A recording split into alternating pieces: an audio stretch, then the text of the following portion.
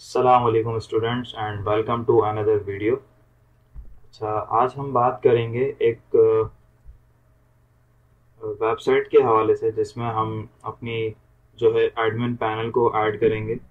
जिस तरह जैसे कि वेबसाइट में आपको दिखा रहा हूँ, तो ये कॉफ़ी की वेबसाइट बनी हुई है और इस वेबसाइट में देखें आपके पास जो होम का पेज आ रहा है और इसके अलावा आपका मेन्यू का पेज आ रहा है, इसके अलावा आपका अबाउट का पेज आ रहा है, कॉन्टैक्ट है एंड लॉगआउट है। अच्छा, अब इसमें हम क्या ऐड करेंगे? हम इसमें बनाएंगे एक तरीके का एडमिन के थ्रू जो काम हो रहा होता है। जैसे कि अगर एक एडमिन अपनी वेबसाइट को रन करेगा तो वो किस तरीके से करेगा। पहली बात तो ये कि एडमिन को जब अपनी वेबसाइट में जब वो एंटर करेगा तो उसके लिए उसका आईडी पासवर्ड चाहिए होगा उसको लॉगिन करने के लिए, और लॉगिन करने से पहले उसको रजिस्ट्रेशन करनी होगी अपनी। तो यही चीज हम देखेंगे। अगर मैं यहाँ पे जाके आपको दिखाऊं तो रजिस्टर डॉट पीएचपी की मैंने एक यहाँ पे ये रजिस्टर डॉट पीएचपी का पेज बना हुआ, इसके अलावा लॉगिन डॉट पीएचपी का पेज बना हुआ। ठीक है, यहाँ से एडमिन आके लॉगिन करेगा और लॉगिन करने के बाद फौरन से वो कहाँ चले जाएगा, होम के पेज पे चले जाएगा। ठीक है, अब इसकी कोडिंग देख लेते हैं। इसकी कोडिंग मेरे पास यहाँ लिखी हुई है तमाम की तमाम। अब मैं आ गया अपने रजिस्टर के पेज पे, तो जल्दी से कोडिंग स्टार्ट कर लेते हैं और स्ट्रक्चर में थोड़ा सा आपको समझा देता हूँ। मेरे पास ये तमाम फाइल्स पड़ी हुई हैं। इनमें मैंने एक फाइल बनाई है header dot PHP, second file मैंने बनाई है हेडर वन डॉट पीएचपी।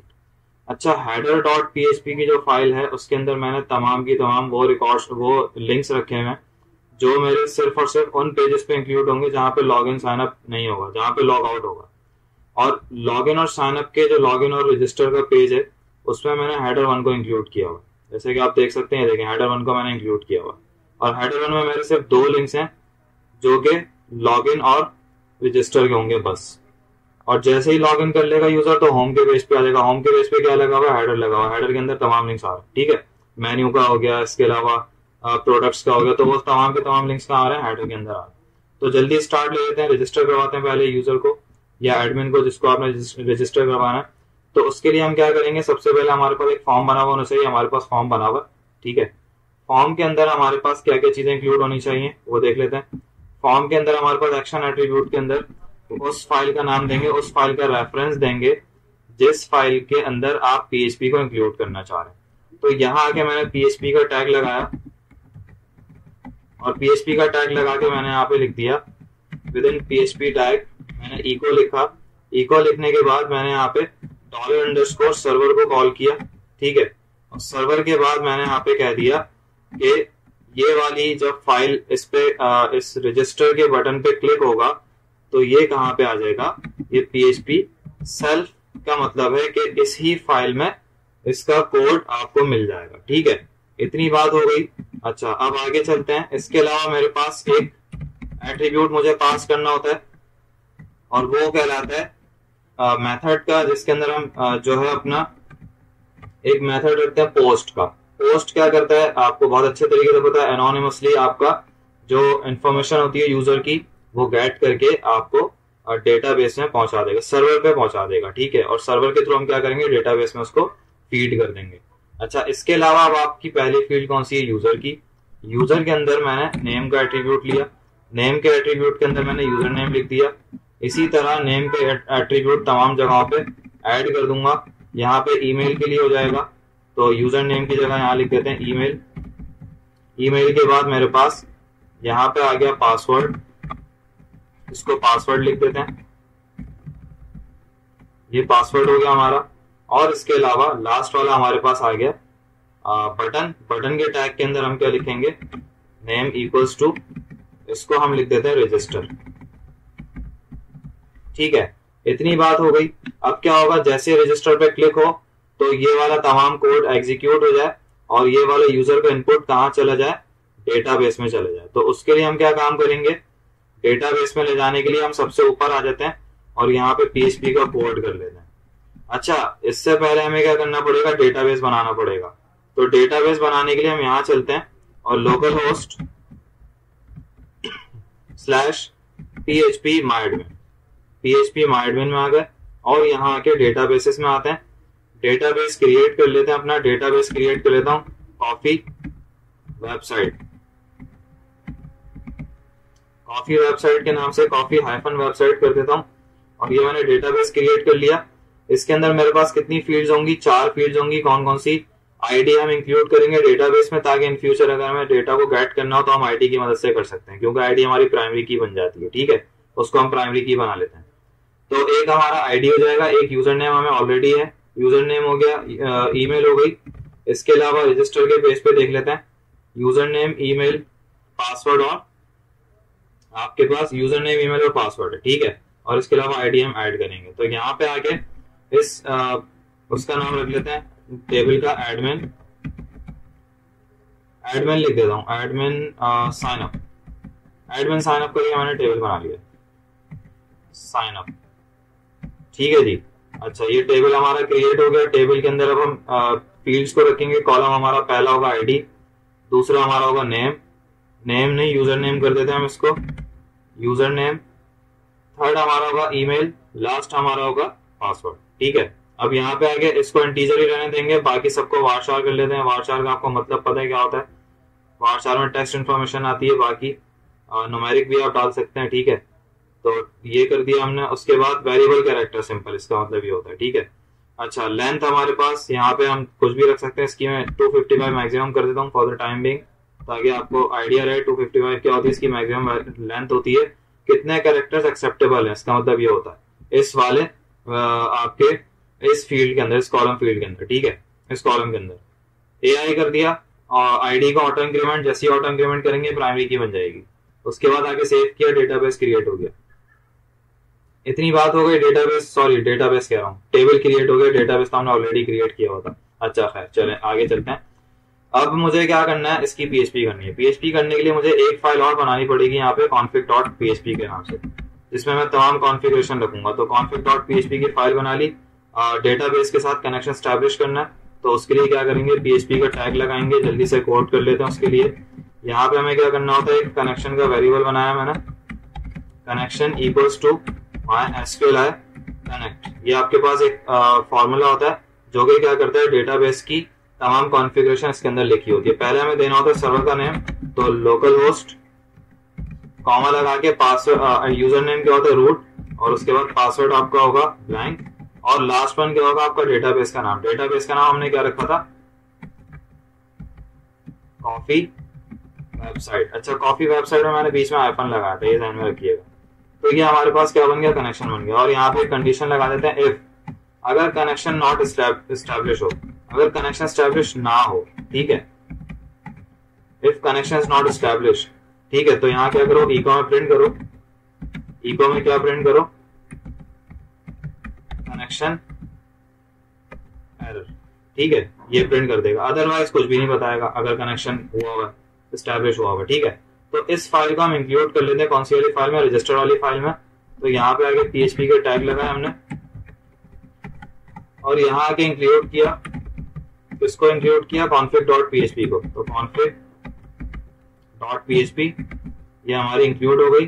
उसके बाद हमें यहाँ पे तमाम कोड करना है। अब हम लिखेंगे इफ इस साइट क्या करेगा अभी बताता हूँ, $_post। पोस्ट के बाद हमें क्या लिखना है यहाँ पे, रजिस्टर। अगर ये फंक्शन क्या करेगा सेट का, ये कहेगा अगर रजिस्टर का बटन सेट हो जाए तो क्या करो। तो जितनी भी पीएचपी हम इसके दरमियान में लिखेंगे, तमाम की तमाम क्या करो, एग्जीक्यूट करो। ठीक है, तो अब यहाँ पे एक वेरिएबल बनाते हैं, user name equals to $_post user name.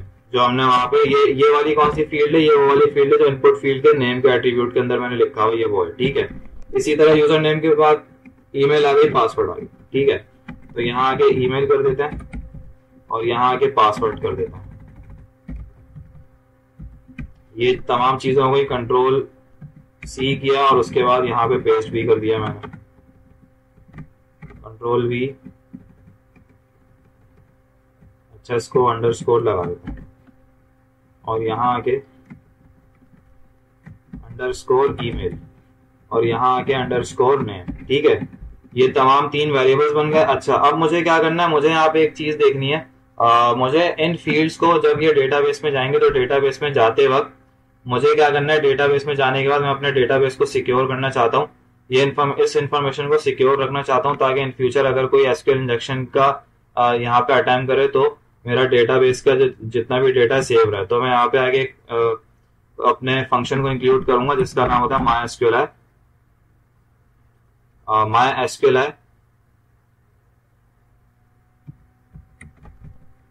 Real escape string. ठीक है, ये क्या करेगा, इसका भी मैं मतलब बताता हूं आपको। ये क्या करेगा, ये हमारे डेटाबेस में जब डेटा जाएगा और अगर कोई एसक्यूएल इंजेक्शन ट्राई करता है, हमारे डेटाबेस को बिगाड़ने की कोशिश करता है, डिलीट करने की कोशिश करता है, तो ये क्या करेगा, ये वहां पे जाके ये उसको सेव रखेगा। ठीक है, ये रेस्ट्रिक्शंस लगा देगा, थोड़ा सा सिक्योर कर देगा। ठीक है, और यहाँ पे हम कनेक्शन को पास करेंगे, कनेक्शन का वेरिएबल। अच्छा, मैंने मल्टीपल कर्सर बनाए थे, बने नहीं, दोबारा बना लेता हूँ। ऑल्टर प्रेस करके रखा, जहां जहां क्लिक करूंगा मल्टीपल कर्सर आ जाएंगे। उसके बाद मैंने कनेक्शन का नाम लिख दिया, कनेक्शन कॉमा और दिस। ठीक है, ये हो गया। अच्छा, अब इसके बाद मुझे एक काम और करना है। मुझे क्या काम करना है, पहले तो मुझे इसके लिए क्वेरी चलानी है कि डेटाबेस में इसको इंसर्ट करो, और डेटाबेस में इंसर्ट करने के बाद मुझे एक चीज ये देखनी है। अच्छा, पहले तो इंसर्ट की क्वेरी नहीं चलाऊंगा, पहले मैं एक चीज और नोट करूंगा कि अगर ईमेल ऑलरेडी एग्जिस्ट करती है तो उसके लिए भी काम करो। उसके लिए क्या काम करो, यहाँ पे क्वेरी चलाई, ईमेल चेक, ईमेल को चेक करो भाई डेटाबेस में एग्जिस्ट करती है नहीं, डबल कोट्स में सेलेक्ट की क्वेरी चलाई, सेलेक्ट ऑल। कहां से सिलेक्ट करो, फ्रॉम, कहां से, टेबल का नाम क्या है मेरे पास, एडमिन साइन अप। तो यहां पे लिखा मैंने एडमिन,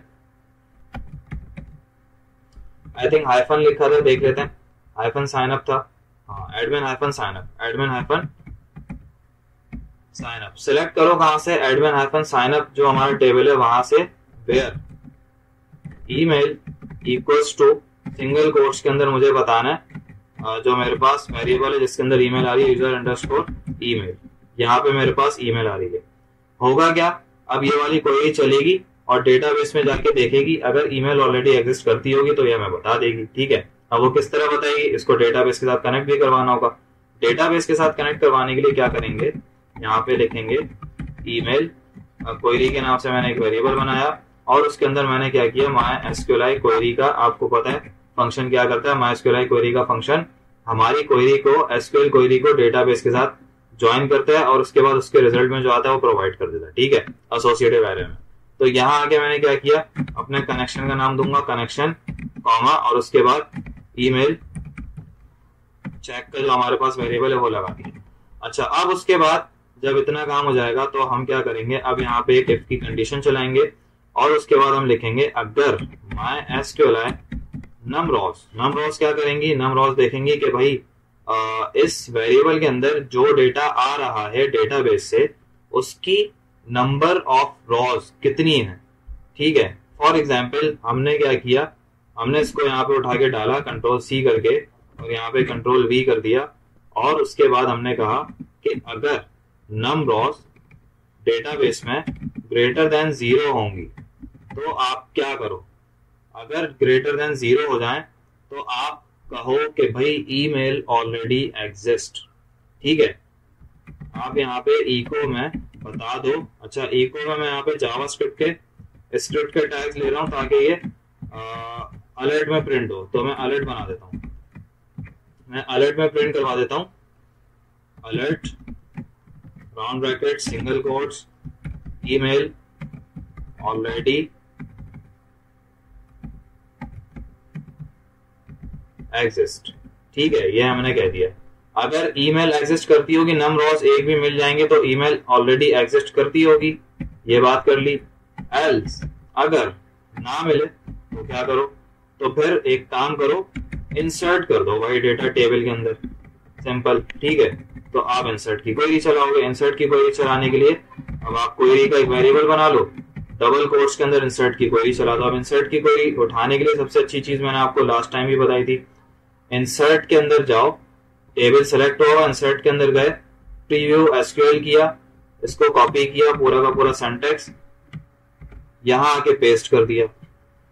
ठीक है, इतना काम हो गया। अच्छा, अब देख लेते हैं जरा, आईडी हमें नहीं चाहिए यूजर से, आईडी हम खुद प्रोवाइड करेंगे, तो आईडी को हम कर देते हैं, हटा देते हैं यहां से। यहां पे क्या आएगा, user name, user underscore name यहाँ क्या आएगा, dollar user underscore password, sorry email था, और उसके बाद यहाँ पे डॉलर यूजर अंडरस्कोर पासवर्ड, यही वेरिएबल्स बनाए थे जी, बिल्कुल यही वेरिएबल्स बनाए थे। तो ये हम इंसर्ट कर देते हैं। अच्छा एक चीज और, पासवर्ड में ये नहीं रखना चाहूंगा, पासवर्ड मैं चाहता हूं कि एनक्रिप्टेड पासवर्ड आए मेरे पास। तो एनक्रिप्टेड पासवर्ड बनाने के लिए हम क्या करेंगे, इसको हैश पासवर्ड में कन्वर्ट कर देंगे, मतलब कि हैश कोड बन जाएगा हमारे पास। ये वो किस तरह बनेगा, यहाँ पे आते हैं और हमारे पास यूजर का पासवर्ड किस में आ रहा है, ये यूजर पासवर्ड के वेरिएबल के अंदर आ रहा है। तो एक वेरिएबल बनाता हूं पास के नाम से, इक्वल्स टू, मेरे पास एक फंक्शन आता है पासवर्ड को कन्वर्ट करने के लिए, जिसे हम कहते हैं पासवर्ड हैश। इसके अंदर हमें दो चीजें पास करनी होती हैं, एक स्ट्रिंग पासवर्ड, स्ट्रिंग पासवर्ड कौन सा होता है, जो यूजर प्रोवाइड कर रहा है। सेकंड हमें क्या चाहिए होता है, पासवर्ड का ये जो हमारे पास एक कीवर्ड है, इसको लिखना होता है।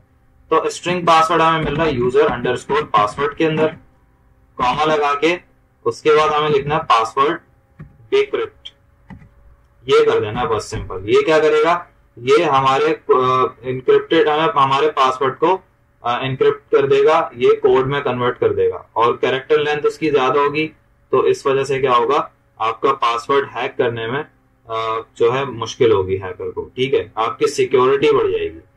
तो इतना काम कर लिया, इंसर्ट करवा दिया, ठीक है। और इंसर्ट करवाने के बाद अब क्या होगा, अब जरा देख लेते हैं रिजल्ट क्या आ रहा है हमारे पास। जब डेटा इंसर्ट हो जाएगा तो उसको क्या करो, उसको लॉगिन के पेज पे भेज दो। तो लॉगिन के पेज पे भेजने के लिए क्या करेंगे, अगर इंसर्ट हो जाता है तो लॉगिन के पेज पे भेजो, अदरवाइज क्या करो, ईमेल ऑलरेडी एग्जिस्ट करती है तो आप वहां बता दो। तो सिंगल कोट्स के अंदर हम लोकेशन डिफाइन कर देते हैं, लोकेशन किसकी,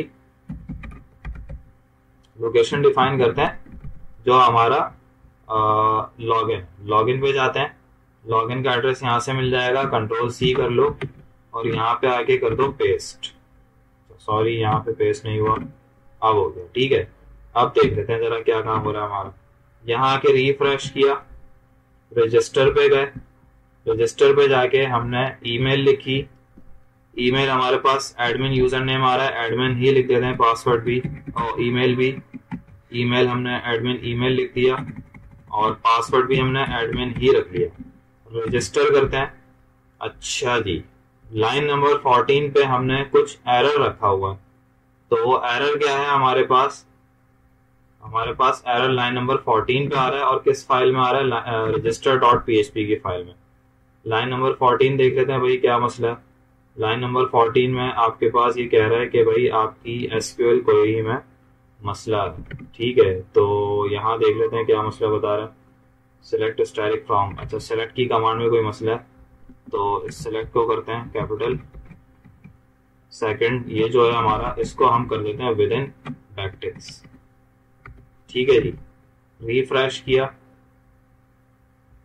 पेज हमारा रिफ्रेश हुआ, लॉगिन के पेज पे आ गया, डेटाबेस में भी डेटा आ गया होगा, देख लेते हैं चल के, ब्राउज किया, अच्छा जी डेटाबेस में डेटा नहीं आया, दोबारा से इसको इंसर्ट करते हैं, लॉगिन के पेज को रिफ्रेश करते हैं, सॉरी रजिस्टर के पेज को रिफ्रेश किया, यहाँ पे आए एडमिन ईमेल admin@gmail.com, पासवर्ड हमने 111 कर दिया, लॉगिन करते हैं, रजिस्टर करते हैं, लॉगिन के पेज पे आ गया, रिफ्रेश किया तो हमारे पास डेटा नहीं आ रहा। डेटा क्यों नहीं आ रहा भाई, देखते हैं जरा डेटा क्यों नहीं आ रहा। अच्छा डेटा क्यों नहीं आ रहा, डेटा इस वजह से नहीं आ रहा क्योंकि हमने यहाँ पे आके अपना जो हमारा ये जो क्वेरी है इसको हमने डेटाबेस के साथ कनेक्ट नहीं किया। तो कनेक्शन के लिए हम क्या करेंगे, कंट्रोल सी करके यहाँ पे आके कंट्रोल वी करते हैं और उसके बाद इसे हम कह देते हैं इंसर्ट क्वेरी, इंसर्ट लिखते हैं बस सिंपल। इंसर्ट के अंदर मैंने क्या किया, कनेक्शन के बाद आके इसमें क्वेरी लगा दी, ठीक है, जो मेरा क्वेरी का वेरिएबल है। अब जरा रिफ्रेश करते हैं और रिफ्रेश करने के बाद इसको अब रजिस्टर करवाते हैं। तो रजिस्टर करवाने के लिए वही एडमिन की मैंने जीमेल डाली, पासवर्ड भी एडमिन लिखा हुआ है, यूजर नेम भी एडमिन है, रजिस्टर करते हैं। रजिस्टर किया, लॉगिन के पेज पे रीडायरेक्ट हो गया, इसको ब्राउज करते हैं तो हमारे पास डेटा आ चुका है, पासवर्ड पे इंक्रिप्टेड है। ठीक है, ये हमारे पास काम हो गया। अब हमें क्या करना है, अब हमें लॉगिन करना है। लॉगिन करने के लिए लॉगिन के पेज पे जाते हैं, उसी तरह फॉर्म के अंदर वही चेंजेस कर लेते हैं जल्दी जल्दी जिस तरह से हमने किए थे। फॉर्म के हम टैग के अंदर आते हैं। फॉर्म का टैग कहाँ गया हमारा, ये रहा। एक्शन के अंदर PHP सेल्फ उठा के रजिस्टर से और यहाँ पे पेस्ट कर देते हैं। तो PHP सेल्फ का हमारे पास जो लिखा हुआ था सिंटैक्स, वो हमने यहाँ से उठाया और यहाँ से उठा के हमने Ctrl+C करके लॉगिन के पेज पे यहाँ पे डाल दिया, Ctrl+V। ठीक है, इसके अलावा मेथड का एट्रीब्यूट आपके पास पोस्ट कहलाएगा। ठीक है, और इसके अलावा यहाँ पे आके ईमेल का नेम लिख देते हैं। नेम इसको मैं कर देता हूँ लॉग ईमेल,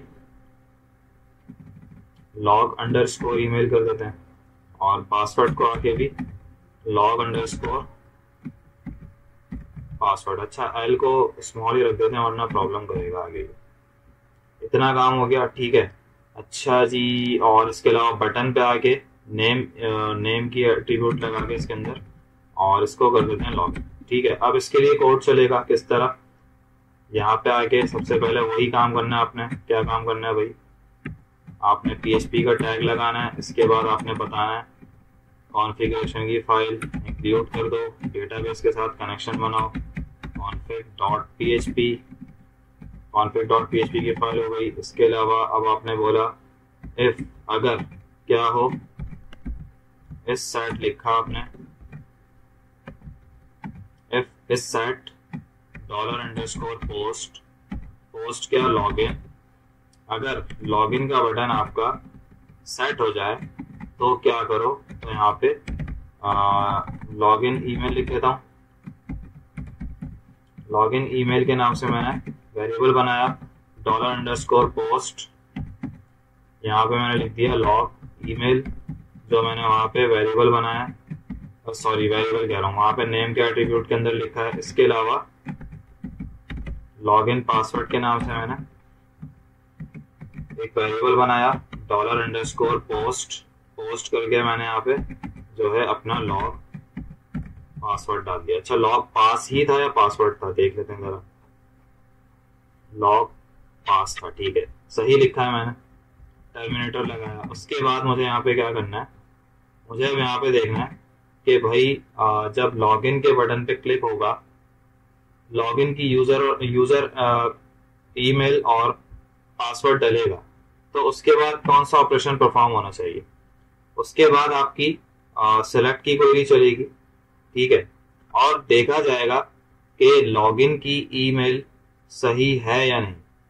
ठीक है, और पासवर्ड को, जाहिर सी बात है डेटाबेस के अंदर लॉगिन का पासवर्ड और आईडी मौजूद है ना, तो उस ईमेल आईडी और पासवर्ड को कंपेयर किया जाएगा यूजर की ईमेल आईडी और पासवर्ड से। अगर दोनों की वेरिफिकेशन हो जाती है तो आपका जो यूजर या एडमिन है उसको कहाँ भेज दो, होम के पेज पे भेज दो। ठीक है, तो होम के पेज पे भेजने के लिए आपको ये दोनों चीजें वेरीफाई करवानी होंगी।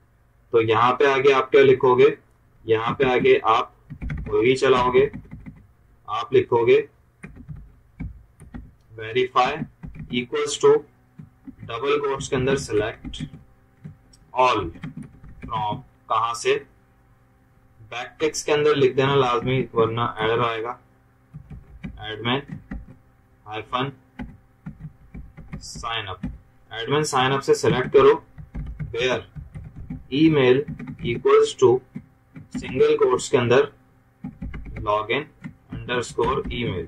ठीक है, ये आपने लिख दिया। अच्छा, एक चीज और, डॉलर लगा देना। ठीक है, इसके बाद आपने लगा दिया सेमीकोलन। अब यहाँ पे आके आपने क्या करना है, इस क्वेरी को चलाना। तो यहाँ पे आके आपने लिखा कनेक्ट लॉगिन करूंगा उसको। ठीक है, और MySQL है क्वेरी, वही सिंपल जो आप लिखते हो हमेशा से, और कनेक्शन लिखना है आपने, कनेक्शन, अरे यार कनेक्शन हो गया, कनेक्शन लॉगिन को नहीं मारा बार कॉमा। उसके बाद आपने वेरीफाई, ये वाली क्वेरी कनेक्ट कर देनी है। ठीक है, वही सिंपल इफ नम रॉस, आप नम रॉस करोगे, इफ नम माई एसक्यूएल है नम रॉस, माई एसक्यूएल है नम रॉस क्या हो जाए अगर कनेक्ट लॉगिन में कोई नंबर ऑफ रॉ मिल जाती है, एक भी मिल जाती है 0 से ज्यादा, तो क्या करो, अब यहाँ पे असल काम होगा स्टार्ट। वो क्या होगा, पहले तो अगर डेटा मिल जाता है डेटाबेस में इस ईमेल के कनेक्ट होने पे, इस ईमेल की वेरीफाई होने पे, अगर ईमेल दोनों बराबर हो जाती है तो डेटा मिल जाएगा। डेटा मिलेगा तो जाहिर सी बात है पासवर्ड भी तो कंपेयर करवाना है ना, तो पासवर्ड को भी ले आएंगे। तो यहाँ पे आगे मैंने कहा कि अब मांगो पासवर्ड। पासवर्ड मांगने के लिए एक वेरिएबल बनाऊंगा row equals to my SQL fetch assoc. और यहाँ पे आगे मैंने क्या किया, ये जो मेरे पास कनेक्ट लॉगिन का वेरिएबल है इसके अंदर मैंने डाल दिया, ठीक है। एसोसिएटिव एरे फैच करो अगर नम रॉस एक भी मिल जाती है। और उसके बाद मैंने क्या किया, पासवर्ड को गेट कर लिया। तो मैंने यहाँ पे आगे लिखा डीबी पासवर्ड, डेटाबेस का पासवर्ड मंगवाओ कहां से, $रॉ, और उसके बाद मैंने यहाँ पे सिंगल कोट में दे दिया पासवर्ड। अच्छा, ये पासवर्ड याद रखिएगा, ये पासवर्ड वो वाली की है जो आपकी डेटाबेस की फील्ड का नेम होगा। तो डेटाबेस के अंदर पासवर्ड ही लिखा हुआ है, तो हमने यहाँ पे पासवर्ड को ही कॉल करवाया। अब डेटाबेस का पासवर्ड इसके अंदर आ गया। अब जाहिर सी बात है पासवर्ड को मैच करवाना है, लेकिन पासवर्ड क्या है, एनक्रिप्टेड है। पासवर्ड एनक्रिप्टेड है तो उसको डिक्रिप्ट करेंगे, मतलब कि दोबारा उसको एनक्रिप्शन से हटाएंगे, कोड में कन्वर्ट करेंगे या स्ट्रिंग में कन्वर्ट करेंगे, जो भी आपने दिया उसमें, ठीक है। तो उसमें कन्वर्ट करने के लिए मेरे पास अब एक फंक्शन आता है। वो कौन सा फंक्शन होता है, उस फंक्शन को कहा जाता है कि भाई उसमें क्या होगा, पासवर्ड की होगी वेरिफिकेशन। तो पासवर्ड की वेरिफिकेशन के लिए क्या करेंगे, पासवर्ड, अच्छा यहाँ पे आगे लिख देता हूँ, एक वेरिएबल बनाता हूँ पासवर्ड डी कोड। पासवर्ड को डी कोड करो और यहाँ पे आगे पासवर्ड वेरीफाई का एक मेरे पास फंक्शन आता है जिसके अंदर जो है आपको दो पैरामीटर्स पास करने होते हैं। एक होता है स्ट्रिंग पासवर्ड जो यूजर का पासवर्ड है, एक होता है हैश कोड। हैश कोड कौन सा होगा, जो डेटाबेस में होगा। डेटाबेस का पासवर्ड ये रहा, यूजर का पासवर्ड ये रहा। इसको यहाँ पे रख देते हैं $login password comma hash password कौन सा है, डीबी पासवर्ड। ये दोनों आ गए। अगर वेरिफिकेशन हो जाती है, अब यहाँ पे आगे मैंने लिखा इफ पास डी कोड, अगर पासवर्ड डी कोड हो जाता है, सही हो जाता है, वेरीफाई हो जाता है, तो फिर क्या करें आप, तो उसके बाद आप यहाँ पे अलर्ट से शो कर दें या फिर आप हेडर को कॉल कर दें और हेडर पे कहें लोकेशन। लोकेशन कहाँ की बताएं उसको लोकेशन बता दें होम की। तो होम पे आते हैं, इंडेक्स वाली कंट्रोल-C कर दिया और यहाँ पे आके पेस्ट कर दिया, ठीक है। तो ये कहाँ चले जाएगा, होम पे आ जाएगा, सिंपल। अच्छा, उसके बाद फिर इन केस अगर ना हो लॉगिन तो फिर अलर्ट चला दो, सिंपल। तो रजिस्टर पे आके अलर्ट को लिया, अलर्ट उठाया, कंट्रोल, एक मिनट, सिलेक्ट, कंट्रोल-C, लॉगिन पे आए, कंट्रोल-V, और यहाँ पे आके आपने सिंपल क्या लिख दिया, यहाँ पे आके आपने लिख दिया invalid user name, sorry user email या पासवर्ड, सिंपल, ठीक है। आपने ये लिख दिया, इनवैलिड में ई नहीं आता, ये आपने लिख दिया। अब क्या होगा, अब आपका कोड चलेगा, जाहिर सी बात है। किस तरह चलेगा देख लेते हैं जरा, बस इतना ही लिखना था, ठीक है, इतना ही लिखना था। अब देख लेते हैं जरा कोड किस तरह चल रहा है। तो रिफ्रेश किया, लॉगिन पे आए, लॉगिन हमारा कहाँ है, लॉगिन पे जाते हैं, लॉगिन पे आ गए। अच्छा, यहाँ पे लॉगिन करते हैं जरा, एडमिन डला हुआ है, पासवर्ड भी एडमिन डला हुआ है, लॉगिन। लॉगिन किया तो हमारा रीडायरेक्ट नहीं हो रहा इंडेक्स वाली फाइल में, कोई मसला है, देख लेते हैं जरा। डीबी पासवर्ड बिल्कुल ठीक लिखा हमने, ये सब ठीक लिख लिया। और इसके अलावा आपका जरा इसको रिफ्रेश करते हैं, हो सकता है रिफ्रेश ना हुआ हो लॉगिन का पेज, रिफ्रेश करते हैं। और यहाँ पे आके क्योंकि हमें कोई एरर भी नहीं दे रहा, तो एडमिन, अच्छा हमने यहाँ पे ईमेल नहीं डाली ना यार, खुद बेवकूफ़ी कर रहे हैं तो जाहिर सी बात है वो तो हमें समझेगा बेवकूफ़। admin@gmail.com यूज़र नेम डाल के बाद आप उससे वो मांग रहे हो भाई राइट्स। ये आ गया होम का पेज, ठीक है, हमारे पास लॉगिन हो चुका है, ठीक है भाई। अच्छा अब एक चीज देखें, मुझे लॉग आउट करवाना है, तो लॉग आउट करवाने के लिए अभी मैंने एडमिन का जो लॉगिन का जो पेज बनाया है, मैं चाहता हूं कि अब लॉग आउट भी हो जाए। तो लॉग आउट करने के लिए हमें क्या करना पड़ता है, हमें सेशन क्रिएट करना पड़ता है। तो सेशन को क्रिएट करने के लिए हम क्या करेंगे, जब यूजर लॉगिन करेगा, पासवर्ड वेरीफाई हो जाएगा, तो आप क्या करो, अगर पासवर्ड डी कोड हो जाता है तो आप सेशन को स्टार्ट कर दो। सेशन आपको पता होंगे क्या होते हैं, सेशन अगर नहीं पता तो मैं बता देता हूं अभी सिंपल वर्ड्स में। सेशन आपके जब यूज होते हैं, अच्छा सेशन होते क्या है, सेशन वो चीज होती है जो आपके सर्वर पे डेटा को स्टोर करता है, ठीक है। अगर आप सेशन में कोई चीज क्रिएट करना चाहते हो, फॉर एग्जांपल सेशन यूज कहाँ होता है, सेशन यूज होता है जब आप लॉगिन करवाते हो यूजर का, तो आप यूजर की इंफॉर्मेशन को सेशन में जाके सेव करवा देते हो और फिर उस सेशन को यूज करके आप उसको तमाम राइट्स दे देते हो, जिस जिस पेज पे उसको ले जाना होता है वहां वहां सेशन को जाके स्टार्ट कर देते हो, सिंपल। ये आपका काम होता है। सेशन क्या करता है, सर्वर पे डेटा को स्टोर करवाता है। इसके अलावा एक कुकीज भी होती हैं। कुकीज क्या करती हैं, ब्राउजर पे डेटा को स्टोर करवाती हैं। ब्राउजर पर सर्वर दोनों अलग अलग चीजें हैं। ब्राउजर मतलब पीसी के ब्राउजर पे डेटा स्टोर करवाएंगे, जैसे क्रोम हो गया, मोजिला हो गया, सफारी, ये सब चीजें। इसके अलावा सर्वर क्या है, सर्वर आपका लोकल होस्ट है, तो लोकल होस्ट में जाके सेशन आपका क्रिएट हो जाएगा सर्वर में, ठीक है। अच्छा सेशन स्टार्ट किया, उसके बाद सेशन के अंदर वैल्यू स्टोर कर दी, तो हमने लिखा $_सेशन। सेशन के बाद हमने यहाँ पे लिखा उसका नाम, तो हमने लिख दिया यूजर ईमेल इक्वल्स टू, यहाँ पे जाके सेशन के अंदर वैल्यू स्टोर करनी है, तो वैल्यू स्टोर करने के लिए रॉ, और हमारे पास ईमेल कहाँ है, यूजर ईमेल, ठीक है, इस नाम से हमारे पास आ रहा होगा। एक मिनट देख लेते हैं जरा, डेटाबेस में हमारे पास ईमेल लिखा हुआ, तो हम ईमेल लिखेंगे, यूजर ईमेल नहीं लिखा हुआ, तो यहाँ जाके हमने लिख दिया ईमेल।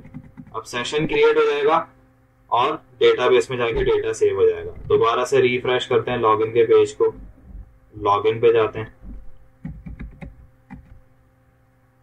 लॉगिन पे गए, दोबारा से रिफ्रेश कर लिया और यहाँ पे जाके admin@gmail.com एडमिन पासवर्ड रख दिया, लॉगिन किया, होम के पेज पे आ गया, सेशन भी क्रिएट हो चुका होगा।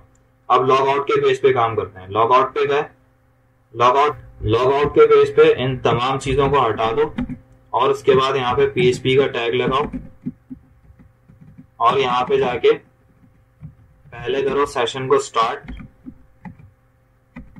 स्टेटस आ गया, जल्दी जल्दी में होता हूँ तो गलत चीजें आ जाती हैं, खैर है, कोई मसला नहीं है। सेशन को स्टार्ट किया, स्टार्ट करने के बाद सेशन को करेंगे अनसेट। अनसेट क्या करेगा, अनसेट का वेरिएबल अनसेट का जो फंक्शन है वो करता है सेशन के तमाम वेरिएबल्स को डिलीट। उसके बाद आप लिखोगे सेशन डिस्ट्रॉय, सेशन को कर दो डिस्ट्रॉय, मतलब कंप्लीटली सेशन को कर दो डिलीट, ठीक है। ये काम आपने कर दिया। उसके बाद जैसे ये सब होगा तो आपका पेज कहाँ पे रीडायरेक्ट हो जाएगा, आपका पेज रीडायरेक्ट हो जाएगा लॉगिन के पेज पे, ठीक है। तो लॉगिन पे चलते हैं जरा,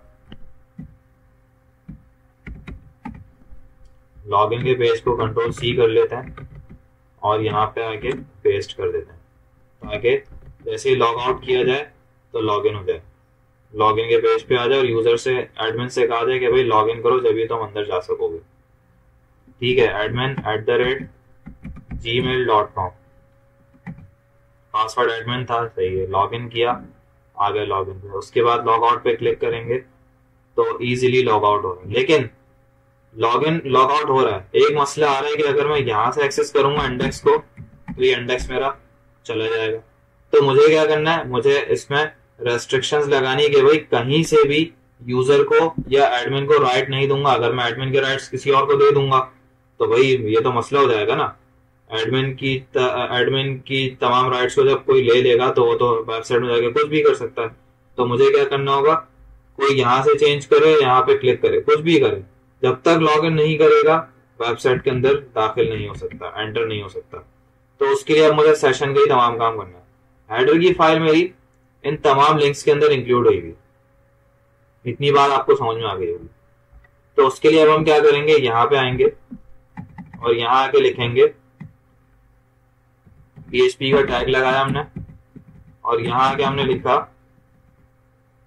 इफ की कंडीशन लगाई और हमने लिखा इस सेट अगर।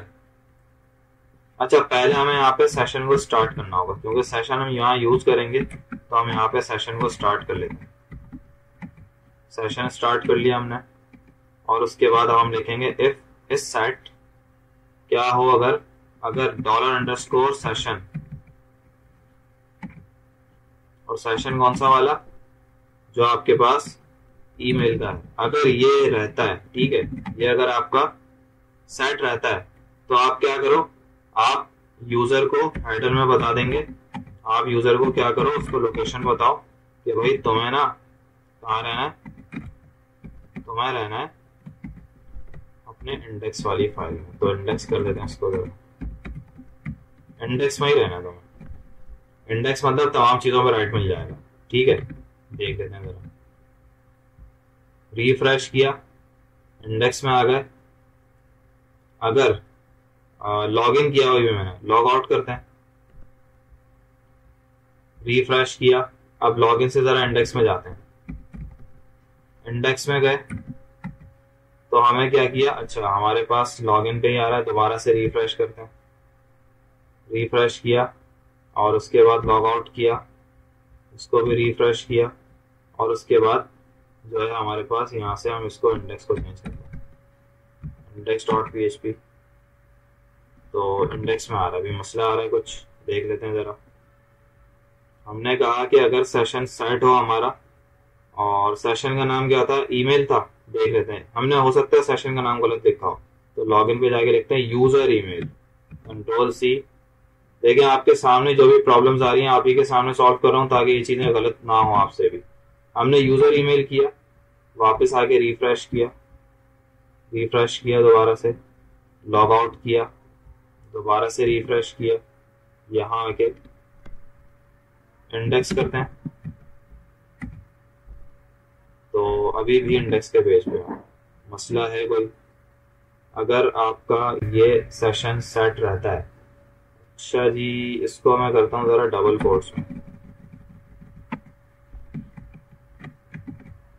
अब देखते हैं जरा, रिफ्रेश किया, लॉग आउट किया, लॉगिन को भी रिफ्रेश करते हैं एक मरतबा, और यहाँ जाके इंडेक्स लिखते हैं।